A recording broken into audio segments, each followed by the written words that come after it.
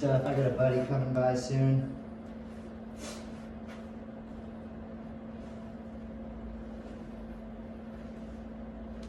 I've always felt, I know I always say this, but I don't think there's anything you can do in the golf swing or anything you can do that's better for your golf swing than training your lead hand, your glove hand, your left hand as a right-handed player. First, making sure you always have a neutral grip, because with a neutral grip, it allows the back of my hand, my arm, to be flat and square with the club face. Halfway back, my club face is square, my wrist is square. I get to the top, club face is square, arm, wrist, everything is square. And my thumb, check it out, it acts kind of as a lever. And if I were to cup my wrist, say, it's really hard to keep that club up there. It just wants to drop. There's no support. Same thing with a bowed wrist. That club just wants to drop. It's hard to keep it up there. But with a proper grip on the club and a proper backswing where this wrist and your arm are straight, it's very easy to hold the club there. And then with the right hand, it just feels like you'd want it flat. So somewhere around 2 to just barely seeing your third knuckle on your glove hand. And then with your right hand, get this little crease pointing to that shoulder. Make sure your grip is right before anything else. Because if your grip isn't right, you're wasting your time making swings. Because you're gonna have to manipulate everything in order to hit that square. And what people think is that if they get this real strong grip, they're gonna stop slicing the ball, and that's not true, because with this strong grip, this is how the club releases. Look how the club releases. It doesn't really turn down. It's just kind of going up like that, as opposed to if I had a more standard grip and come through, the club can actually flip through. And that's with a weaker grip. You will draw the ball better with not a weak grip, but a neutral grip versus strong grip. That strong lead hand grip, it's making you do all sorts of crazy things in your swing.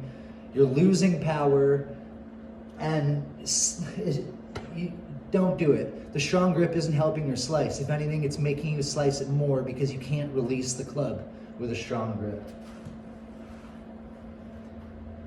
Unless you want to be a long driver, maybe. If your game is, you just want to sit on a driving range and hit drivers and do long drive, sure, go for that strong grip. But if you want to be able to shape shots, control your trajectory, and shoot low scores, neutral grip. And practice with that lead hand. Always practice with your lead hand. At impact, your lead arm, club shaft, they form a straight line. They're one. Your wrist is flat, your club face is square, your arm is straight. It's where all the lag comes from, coming down, this difference, this angle here in between your lead arm and the club. Your right hand helps, it adds strength and stability and power. Your right hand's definitely throwing the club head. I'm not saying to keep a limp right hand, but training your glove hand, really focusing on the back of your hand, or you could say the emblem of your glove, controlling your club face, even taking a lot of one-handed practice swings, where obviously nice, neutral, square wrist, not cupped, not bowed. You can feel the difference. I can hold the club easily with a square wrist. The second you bow it or cup it, the club wants to drop, and you're straining to hold it. So, I almost always do this on the course. If I'm just taking some practice swings, I'll just, take some left-handed practice swings.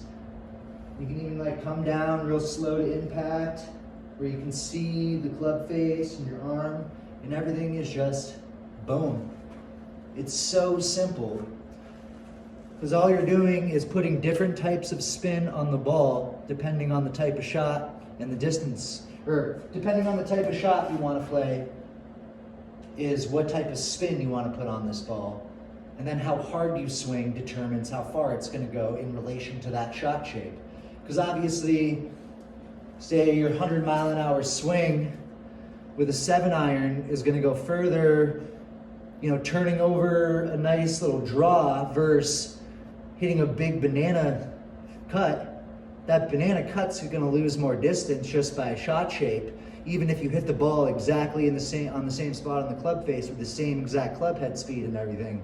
Just the shot shape is going to change distances. So it's always kind of a marriage between that shot shape, trajectory, and your speed, the conditions, altitude, humidity, wind, elevation.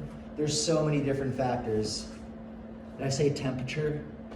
Yeah, when it's warmer, the ball obviously goes further.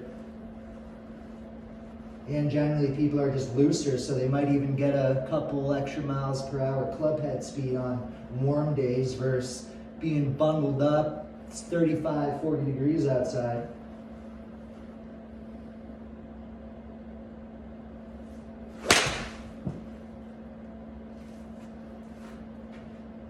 That was pure, but kind of picked it up.